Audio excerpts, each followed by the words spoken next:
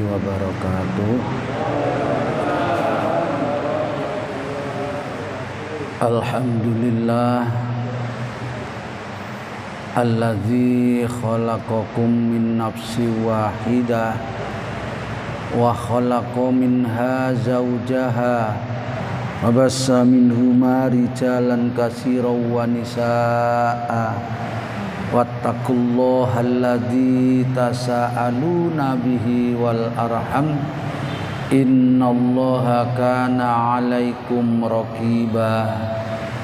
Allahumma shalli wa sallim ala sayyidina Muhammadin wa ala alihi wa ashabihi wa man tabi'ahum bi ihsanin ila yaumiddin.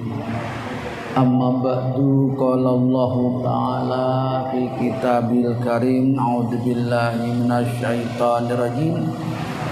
Qalu subhanaka la ilma lana illa ma 'allamtana innaka antal alimul hakim. Wa qala Nabi sallallahu alaihi wasallam man salaka tariqan yaltamisu fihi ilman sahalallahu lahu tariqan ilal jannah. Sadaqallahul azim wa sadaqa nabiyul karim. Hadirin kaum muslimin, Bapak Ibu, jamaah sholat maghrib dan nanti isya insyaallah yang sama-sama dirahmati Allah Ta'ala. Puji syukur kita haturkan kehadirat Allah. Mudah-mudahan seluruh rangkaian ibadah kita sekecil apapun selalu diridhoi dan diterima oleh Allah Ta'ala, dapat menghantarkan saatnya nanti kita kembali ke hadirat Allah Ta'ala, dibaringi mati dalam keadaan husnul khotimah, jauh dari su'ul khotimah. Amin ya rabbal alamin. Kita lanjutkan hadirin taklim kita dalam waktu yang amat sangat singkat ini.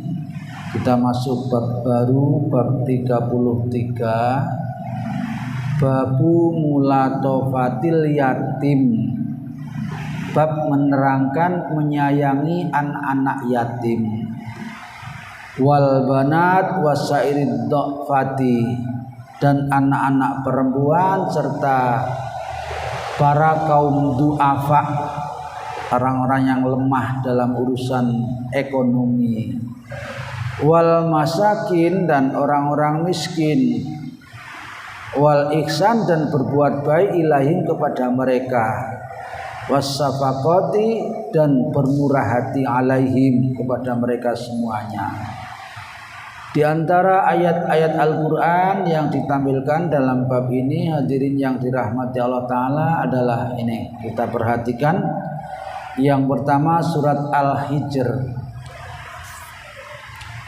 ayat yang ke-88. Allah berfirman, a'udzubillahi minasyaitonirrajim, wahfid janahaka, rendahkanlah. Janah itu asli maknanya sayap hadirin, tapi ini bahasa kias atau kinayah, maksudnya hati kita.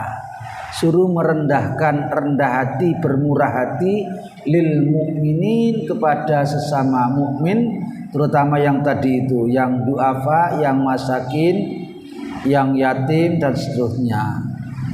Ini sekali lagi terdapat di dalam surat Al-Hijr ayat 88. Juga firman Allah yang terdapat di dalam surat Al-Kahfi, ini sering kita baca nggih. Allah berfirman, wasbir nafsaka, sabarkanlah olehmu wahai Muhammad.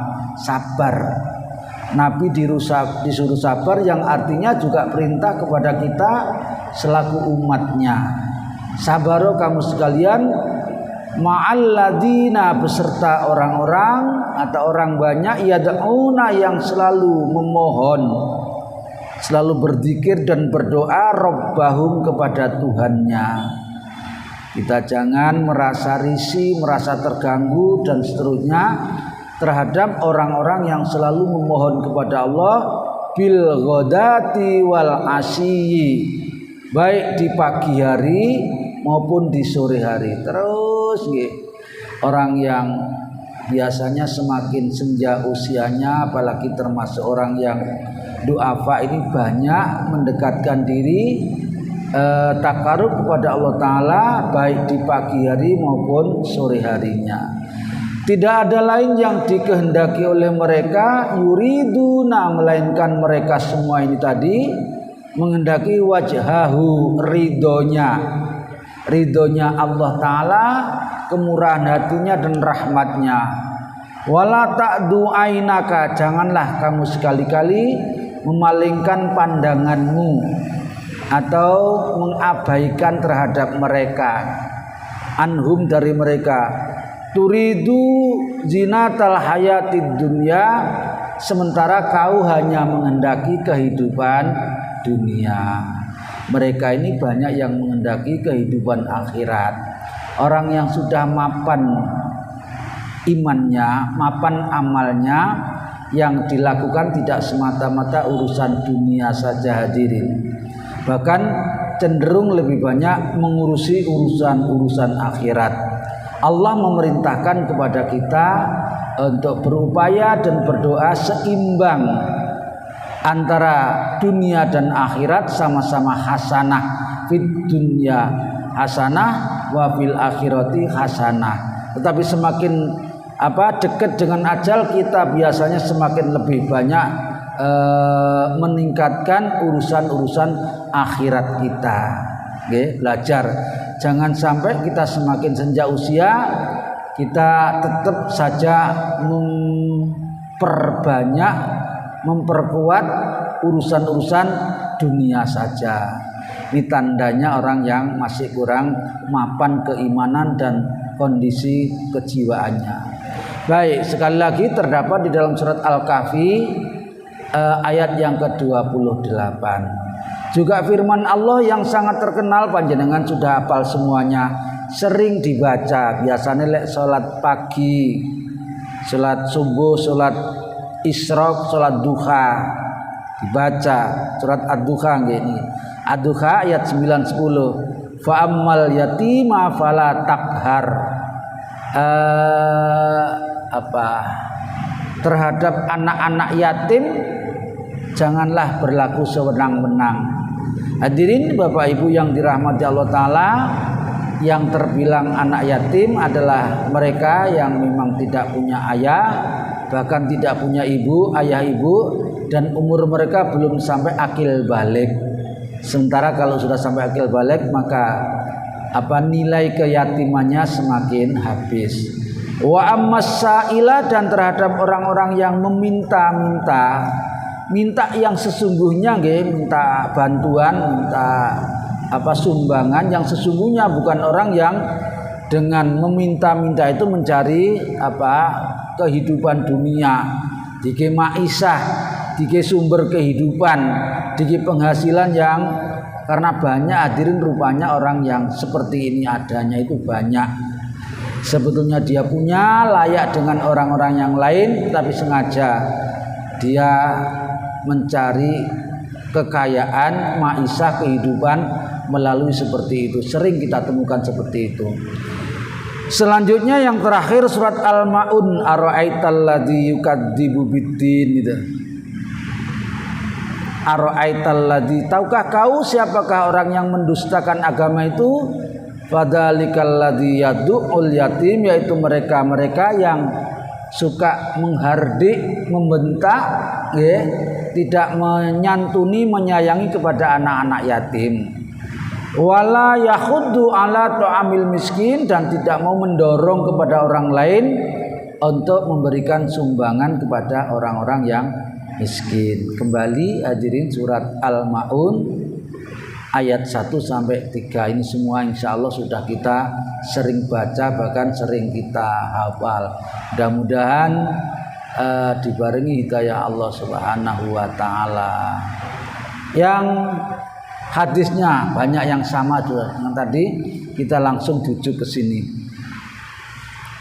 Sebuah riwayat dari Sahal ibnu Sa'id radhiyallahu anhu qala Rasulullah sallallahu alaihi wasallam, Nabi Shallallahu Alaihi Wasallam pernah bersabda, ini sabda beliau, saya kata Nabi, wakafilul yatim, dan orang yang ngeramut, orang yang menanggung, orang yang ngurus anak-anak yatim, fil jannati, besok di surga. Jadi yatim hampir bisa dipastikan orang yang imannya kuat, kemudian dia bertanggung jawab terhadap pengurusannya anak-anak yatim, hampir dipastikan nanti di surga. Karena Nabi sudah bilang nanti fil jannati, di surga, hakada, seperti ini. Beliau sambil mengisyaratkan bilang seperti itu. Wa asyara, dan beliau mengisyaratkan bisababah, dengan dari jari telunjuknya, wal wusta, dan jari tengahnya, ini tengah, ini telunjuk. Ini diisyaratkan oleh Nabi. Wa farroja bainahuma, kemudian beliau dari membenggangkan kemudian mengumpulkan. Kumpul nanti orang yang suka menyantuni anak yatim. Tidak cukup diusap kepalanya tok, hadirin ya. Diusap tok bolak-balik, enggak pernah dikasih santunan apa-apa, ya bodak sisi kepalanya gitu. Ya. Mengusap kepala itu adalah isyarat atau indikasi merupakan kasih sayang yang ada di dalam hatinya terhadap anak-anak yatim diusap. Kenapa hadirin? Karena masih anak nggih. Masih belum akil balik. Lek wis balik ngoten ngusap kepalanya kan ya nggih. Makanya kepala, karena mereka masih anak-anak, masih belum akil, belum balik, itu yang masih bernilai anak yatim. Sementara yang sudah dewasa sudah bukan yatim lagi. Baik. Waqala Rasulullah Sallallahu Alaihi Wasallam, dan beliau juga bersabda, kafilul yatim, penanggung jawab anak yatim, lahu, baik yang menanggung itu adalah keluarganya sendiri, ibunya misalnya, auli ghairihi, atau ada orang yang menanggung anak yatim bukan anaknya sendiri tapi anak yatim anaknya orang lain. Ana, kata Nabi, saya, wahwa, dan kafil yatim, penanggung anak yatim itu, kahata, ini kayak tadi, fil jannati, seperti ini nanti di surga. Nah ibu-ibu, bapak yang dirahmati Allah, kalau kita memang mampu, kita mumpuni, monggo, jaminannya ngurusi anak yatim itu. Memang hadirin tidak jarang anak yatim ini menguji, memberi ujian kepada kita yang kadang-kadang tidak mudah, tidak rangak, tidak gampang. Banyak yang kadang-kadang menyulitkan kita, membuat kita tidak sabar dan seterusnya.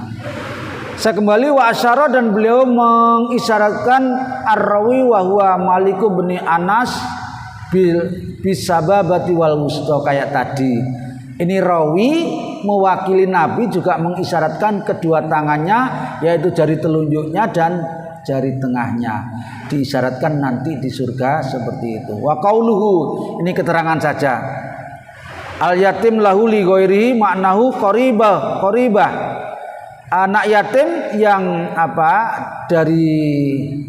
dari keluarganya sendiri, yaitu anaknya sendiri atau saudara, misalnya keponakan dan lain sebagainya. Awil ajnabi, atau anak yatim yang jauh, bukan dari sanak famili, bukan saudara, nggih. Fal qaribu mislu antaqafalu ummuhu. Niki.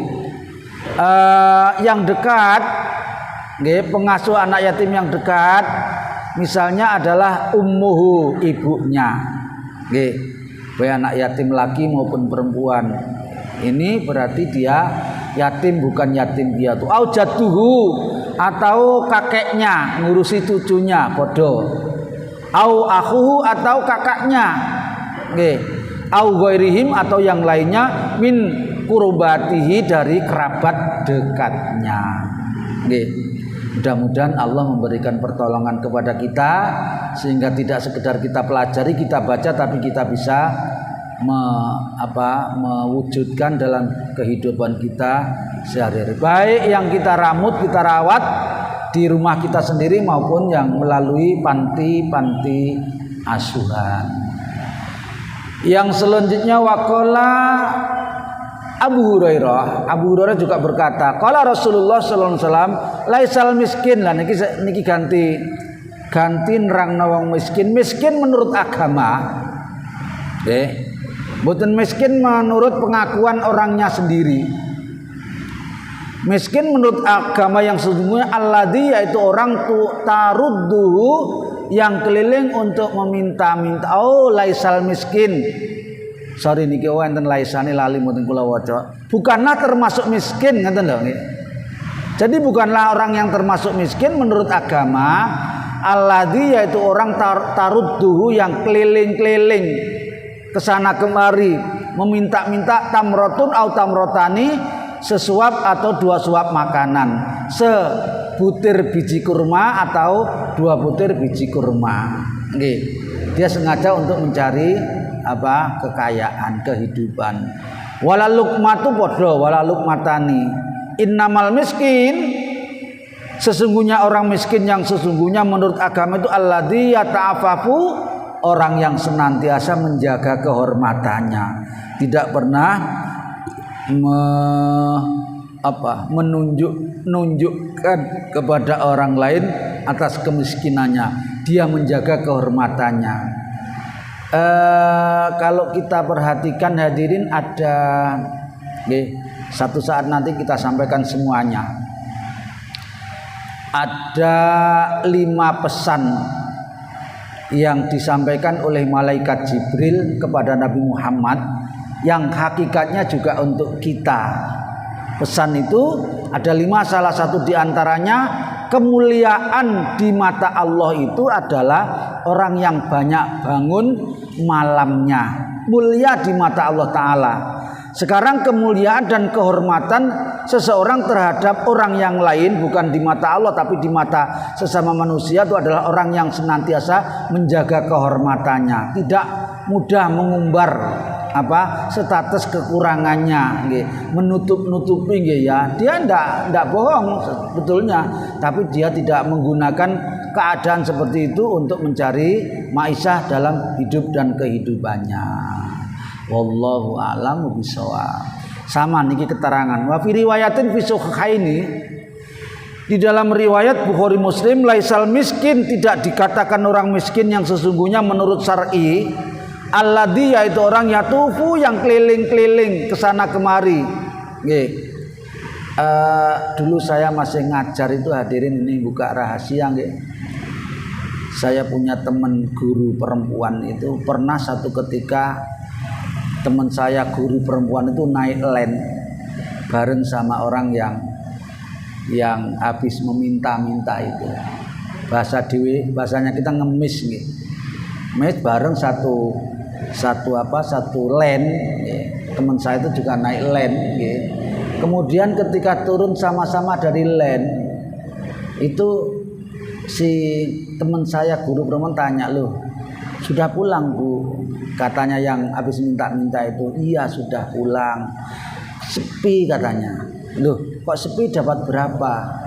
Jam 11 pulang itu dari kerja kayak gitu, itu sudah dapat ratusan ribu.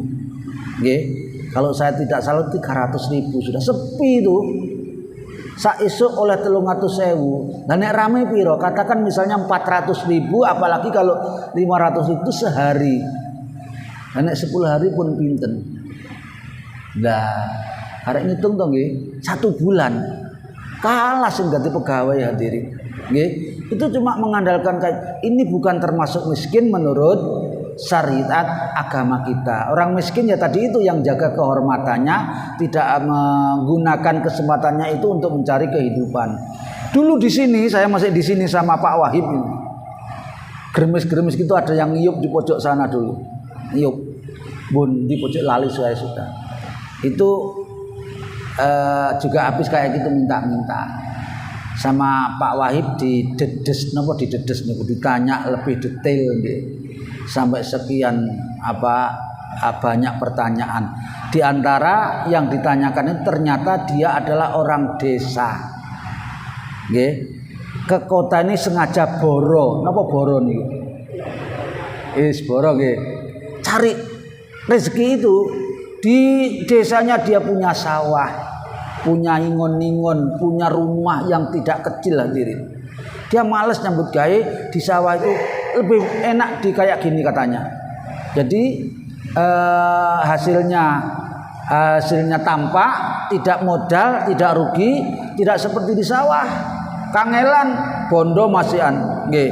Baik gituku benihnya, gituku pupuknya dan lain sebagainya, belum tentu hasilnya klop dengan modalnya. Karena itu dia dienakno nang kota kemudian meminta-minta, hasilnya dibawa pulang lah kayak gitu. Ini menurut syar'i sekali lagi bukan termasuk orang yang miskin secara syar'i. Nggih. Lan iki wae keterangane padha la yajidu ginan yughnihi wala yuftanu bihi wa tasaddaqu alaihi wala yaqumu wa yasalu. Jadi orang yang miskin yang sesungguhnya itu orang yang senantiasa menyembunyikan kondisi fisiknya seperti itu, dan dia tidak kesana kemari meminta-minta. Baik, kita lanjutkan dulu, nanti kita tanya jawab. Ani Nabi sallallahu alaihi wasallam as-sa'i.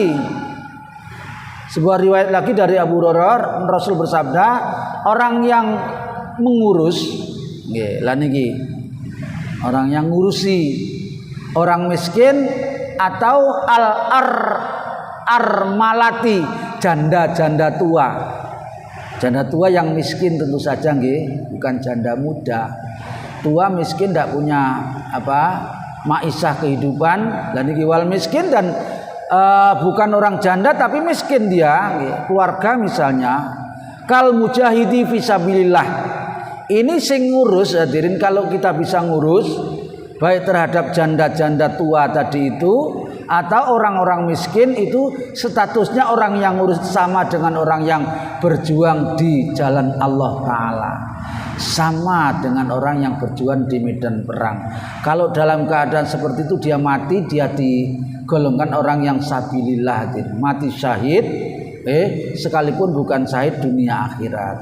Wa aksibuhu, aku mengira, kata rawinya, qala Nabi seakan-akan akan bersabda, wal qaimi alladzi la yafturu, dan dia bahkan dinilai oleh Allah Ta'ala sekalipun di malam harinya tidak penuh dia qiyamul lail, dia bangun, tapi dinilai oleh Allah Ta'ala karena jasanya ngurus orang miskin dan janda-janda tua tadi itu. Seakan-akan oleh Allah Ta'ala dia dinilai malamnya kayak orang yang selalu qiyamul lail, wa qasaimi alladzi la yafturu, dan di siang harinya terus menerus berpuasa. Syaratnya ikhlas lillahi ta'ala, bukan karena selain Allah Ta'ala. Baik, satu lagi. Wa nahu, dari Abu Hurairah lagi, Nabi sallallahu alaihi wasallam qala syarrut, wis ngalih niki nggih. Padha kalih tadi. Syarrut ta'ami, ada makanan yang baik hadirin, makanan yang terhormat, tapi juga ada makanan yang jelek, yang buruk menurut syariat agama. Seburuk-buruk makanan menurut syariat agama adalah ta'amul walimah, makanan di resepsi, di acara walimah. Walimah ini kan istilah kita nggih, istilah umumnya resepsi. Yamna'uhu mayatiha wa yud'ailaha mayabaha nggih. Yang diundang adalah orang-orang yang tidak membutuhkan. Walimah yang diundang orang-orang kaya saja, tidak pakai butuh makanan yang kayak gitu. Ini makanan yang jelek hadir menurut syariat. Wa yud'ailaha mayabaha, yang diundang orang-orang yang tidak pakai membutuhkan. Sementara yang membutuhkan, yang miskin, yang kayak tadi itu justru malah tidak diundang. Wa malam yujib dakwata, titik ini kemudian ganti, wa malam yujib dakwata faqad asallaha wa rasuluh. Kalau tidak ada udzur, kalau tidak ada udzur, orang yang diundang ke resepsi itu dia tidak datang, sama halnya dia dengan maksiat atau durhaka kepada Allah dan Rasulnya. Lah, udzur ini kan banyak macamnya. Nggih. Kadang hujan, udzur. Kadang badannya ndak enak, udzur. Nggih. Lah kalau sekarang undangan itu mesti harus ada ini dan itu, sementara pas Waya undangannya bareng-bareng, kita lagi ndak punya udzur apa ndak udzur, panjenengan piyambak sing menilai ini. Sementara sampai di sini sebelum dilanjut ada yang perlu kita diskusikan? Ada, monggo. Padahal. Waalaikumsalam warahmatullahi wabarakatuh. Oke. Ingin bicara tentang menyantuni kalau zakat atau sedekah, lebih utama mana kita memberi zakat atau sedekah kepada orang miskin yang dia itu masih ada kaitan hubungan kerabat, famili, yang masih rumahnya jauh, ataukah dengan orang tetangga sekitar yang miskin, itu saja. Oke. Waalaikumsalam warahmatullahi wabarakatuh. Yang lain monggo Ibu. Oh monggo silakan. Nanti tak gabung bae padha nggih. Silakan nggih.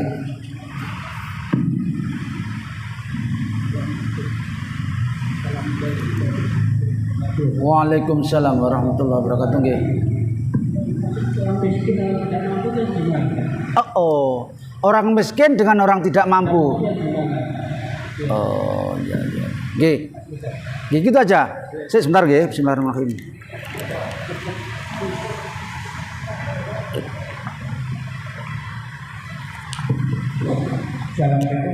Waalaikumsalam warahmatullahi wabarakatuh nggih.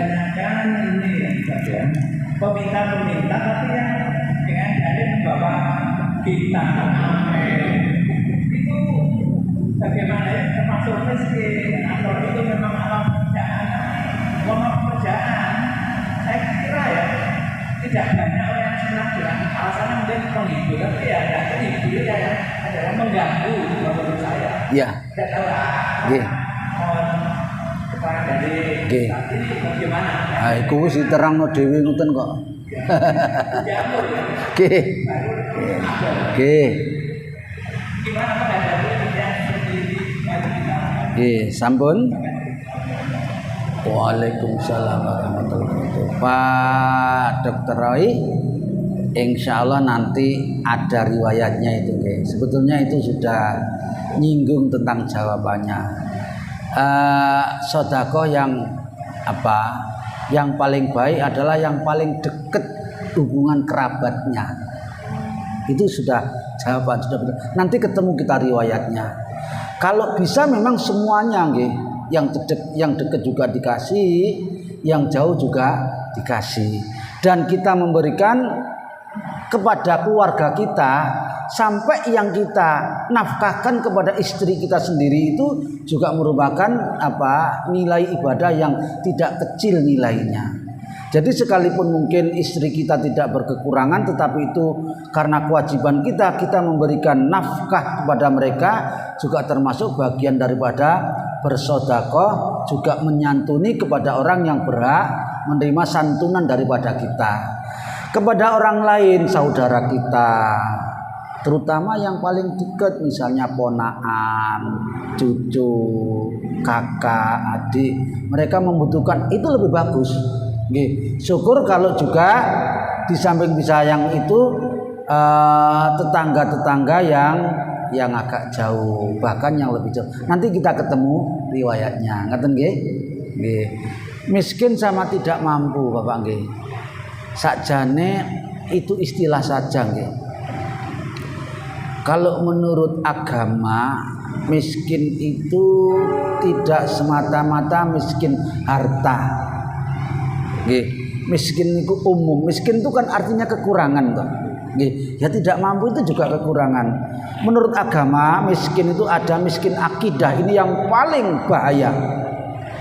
Miskin iman. Nggih, imannya lemah banget.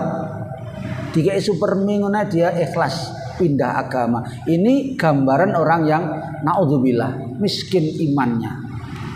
Ada orang yang miskin ilmu alias bodoh, ini juga bahaya. Karena itulah Islam amat sangat menekankan kepada kita untuk selalu belajar dan belajar sampai ayat Al-Quran yang pertama kali turun itu juga Allah perintah kepada kita untuk belajar. Belajar apa saja, di mana saja. Ini pernah saya sampaikan, insya Allah. Kata beliau, kun aliman, wahai umat Islam, jadilah kamu pengajar. Artinya jadilah orang yang tidak miskin ilmu, orang yang kaya ilmu, kemudian dia bisa. Kalau tidak punya banyak ilmu, bagaimana dia mau ngajar? Karena itulah maka dia harus kaya ilmu untuk menjadi pengajar itu. Lah kalau belum bisa, au muta'aliman, kalau jadi pengajar juga belum bisa, jadilah pelajar. Pelajar tidak mesti nenggone bangku sekolah toh nggih, tidak mesti di bangku kuliah, tidak mesti di pesantren. Belajar itu bisa di mana saja, kapan saja, termasuk melalui HP. HP itu juga sekarang bisa kita belajar. Yang kedua, belajar juga masih ono ae alasane, halangane ono ae. Jadilah au mustamian, jadi pendengar. Senengane ngrungokno, pokoke dia anak pengajian dirungokno. Jadi pendengar juga masih halangan, mungkin telinganya bermasalah. Maka jadilah penggemar, seneng ono anak pengajian, seneng nggih, mergo dhek areng ngrungokno kangelan pisan. Pokoknya itu kata beliau, wala takun khomisan, jangan jadi yang kelima, jadi pengajar ndak, jadi pelajar ndak, jadi pendengar ndak, penggemar juga tidak. Kalau kelima ini mesti, kalau empat tidak, apa yang ada? Senengane rusuh karena seneng saja sudah ndak. Ini makanya jangan jadi orang yang miskin ilmu menurut syariat. Ini diturunkan wakil nggih. Imam Ghazali kalau menerangkan tentang babakan ilmu, masya Allah, kita tidak cukup waktu kita satu kali duduk ini. Yang jelas jangan miskin iman, terutama jangan miskin ilmu. Yang ketiga ada miskin sehat. Orang nek loro-loron kan miskin nggih, miskin sehat. Ini juga repot. Tapi sekalipun dia miskin sehat alias loro-loron, kalau dia tidak miskin iman dan tidak miskin ilmu, insya Allah masih mudah diselamatkan. Dan yang paling umum yang sering kita tangkap itu adalah miskin urusan materi, urusan dunia, urusan sembarang kalir yang berkaitan dengan urusan duniawi. Maka baik yang tidak mampu maupun miskin ya sama-sama miskin, sebetulnya sama-sama tidak mampu. Ngoten Bapak nggih. Mudah-mudahan bisa kita pahami. Tadi sudah kita banyak singgung, orang miskin yang sesungguhnya adalah orang yang selalu menjaga kondisi kemiskinannya. Bukan justru dia memanfaatkan merasa miskin terus dia mider ke sana kemari minta satu suapan atau dua suapan, atau seperti yang saya katakan tadi itu celah menurut agama. Hadirin saya tambahi, ada riwayatnya tapi jauh nggih. Orang yang tidak layak minta, ini yang tidak layak minta. Orang yang boleh meminta-minta itu orang yang memang sudah darurat sekali. Pakaiannya tinggal satu pakaian, makanannya ya cukup sehari itu saja. Maka kalau tidak ada yang memberi, dia boleh meminta. Orang yang sudah darurat seperti itu. Tapi kalau dia tidak layak minta, dia minta-minta, hadis sahih Bapak, nanti di akhirat siksanya dia diseret. Kenapa diseret itu? Ditengkurkan, diseret Bapak. Ini kulit sama dagingnya habis, tinggal tulang belulangnya saja, dan nanti dilemparkan ke neraka, naudzubillah. Ini hukumannya orang. Makanya kalau bisa nggih, ya memang kita spontanitas melarang orang yang minta itu ya enggak gampang, tapi paling tidak kita berikan pemahaman daruratnya atau bahayanya orang yang meminta-minta sementara dia tidak berhak untuk meminta-minta. Wallahu a'lam bishawab. Ngoten nggih? Nggih, monggo. Assalamualaikum. Waalaikumsalam warahmatullahi. Yang saya tanyakan mengenai pemberian zakat fitrah. Zakat fitrah, nggih. Ini yang lebih baik yang mana diberikan kepada takmir masjid atau di musola atau diberikan langsung pada orangnya. Wis mari to Pak yo. Zakat lamun mari fitrah. Sajane saurunge Ramadan kae jan nggih. Ya ora apa-apa nggih. Nah, ini orang yang menerima zakat ini kan juga orang muslim. Dia berbuat orang muslim. Apa? Yang menerima zakat tadi kan juga orang muslim. Ya. Dia kan juga berkewajiban untuk mengeluarkan zakat. Ya. Terus gimana hukumnya? Ya. Terima kasih. Waalaikumsalam warahmatullahi wabarakatuh. Di dalam Al-Quran surat At-Taubah itu sudah jelas. Nggih.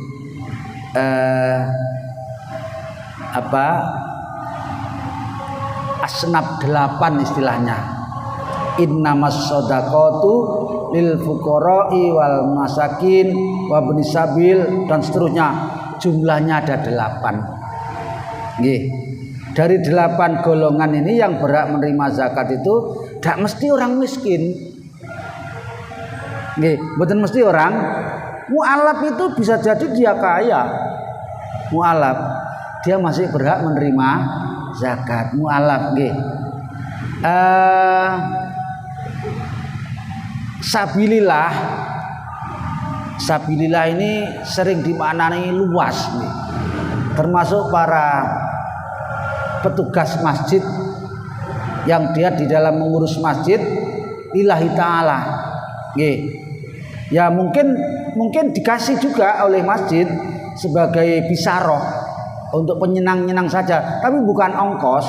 Lah, orang yang mengurus masjid yang seperti itu juga berhak menerima zakat. Mungkin dia tidak berkekurangan, tapi berhak. Perkara yang diberi mau nerima maupun enggak itu urusannya, tapi dia berhak untuk menerima. Berhak nggih. Sementara untuk amil, lah ini yang sering dipersoalkan. Amil itu nek ten negara kaya ngene dhewe niki rada wepeke-wegan jelasno iki. Amil itu biasanya di negara Islam yang tugasnya dia itu adalah yang mengatur urusan zakat. Waktunya zakat dia mengambil. Jadi dari seluruh umat Islam di daerahnya dia punya datanya. Hartanya sekian, haulnya sekian. Kalau sudah sampai haulnya belum mengeluarkan zakat, maka petugas amil ini dia mendatangi untuk mengambil, menjemput bola zakatnya orang yang mengeluarkan zakat itu. Kemudian dia juga punya kewajiban untuk memantau, misalnya peternak misalnya, dia mestinya tahun ini zakat, nggih, tapi peternaknya ini rada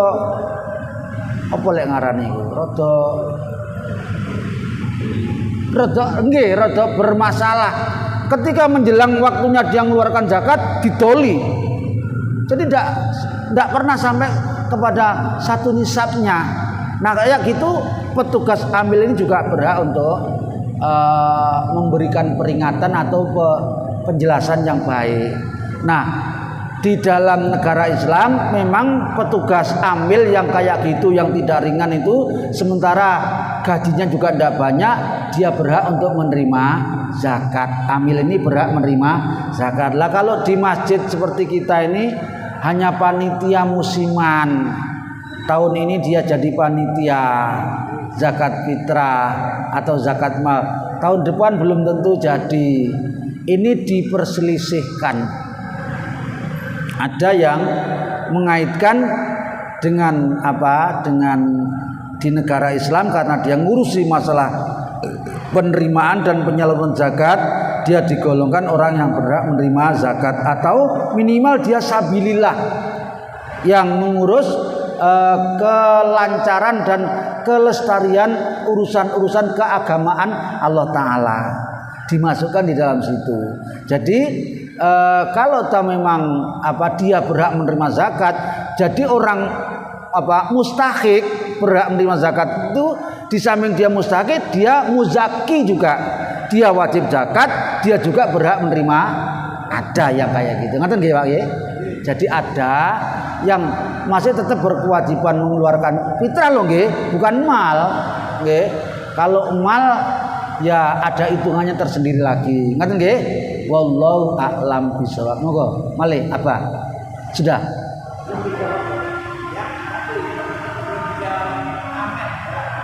Oh amen. Oh iya sih kelewatan mau.